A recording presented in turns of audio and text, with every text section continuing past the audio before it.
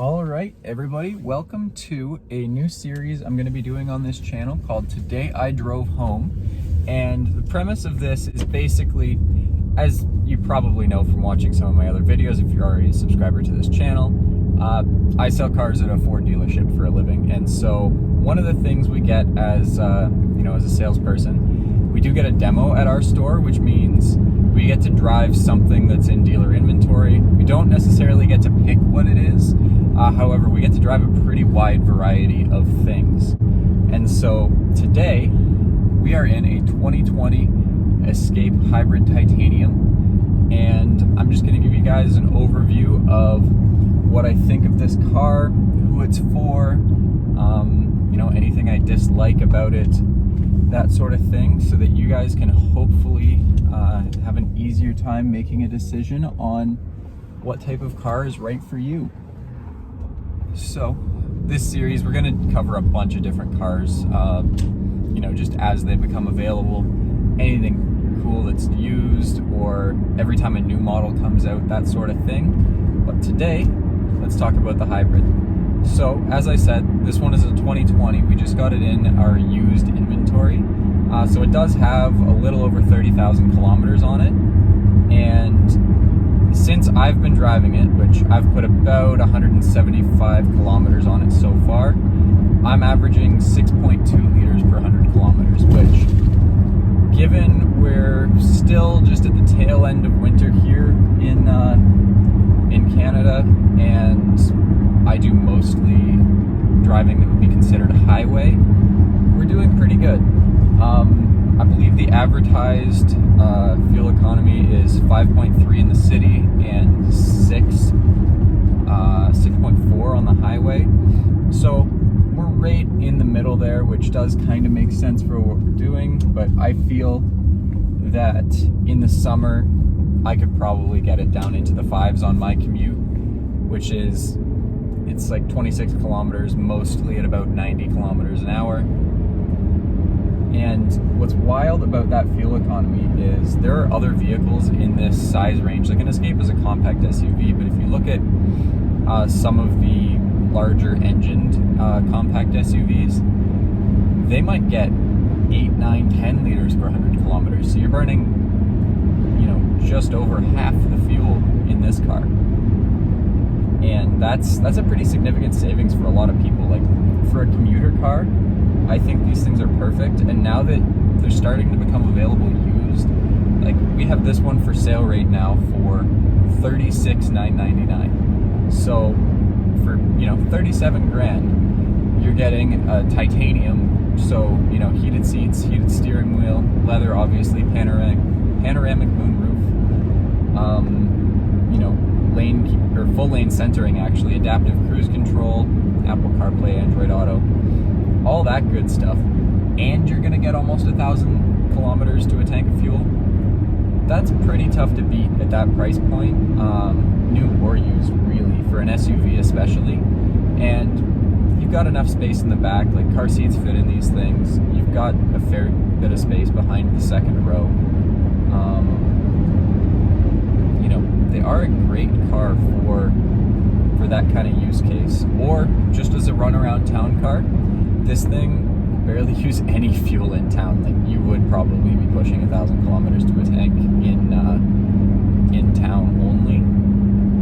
And this is kind of an odd car for me to start this series with, if you think about it, because my channel, if you've watched some of my other videos, I mostly am into the performance side of things. So, I've got a drag car, I've got a hot rodded old truck.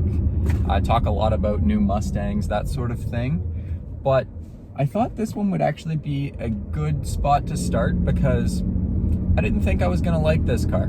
And the first day I drove it home, I really didn't. I hadn't actually spent a ton of time in one of these, because I just kind of wrote them off as a whatever. They're an appliance, which they are, but they're a really good one. They're really quiet on the road. The fuel economy is incredible. They do actually handle really well, and the power is adequate. It's perfect for a commuter car. It's not a performance car and it's not meant to be, but you can pass people if you need to. The electric motor really helps out as far as torque production goes on the bottom end. You know, for initial get up and go, it helps out a lot. That 2.5 liter Atkinson cycle naturally aspirated engine would not be a happy camper on its own, but because it's got the electric motor helping out, it's actually a lot of, it's not that it's a lot of fun to drive, but it is a fun little car, and it'll get you where you need to go, not burn a lot of fuel. There's really nothing negative to say about it.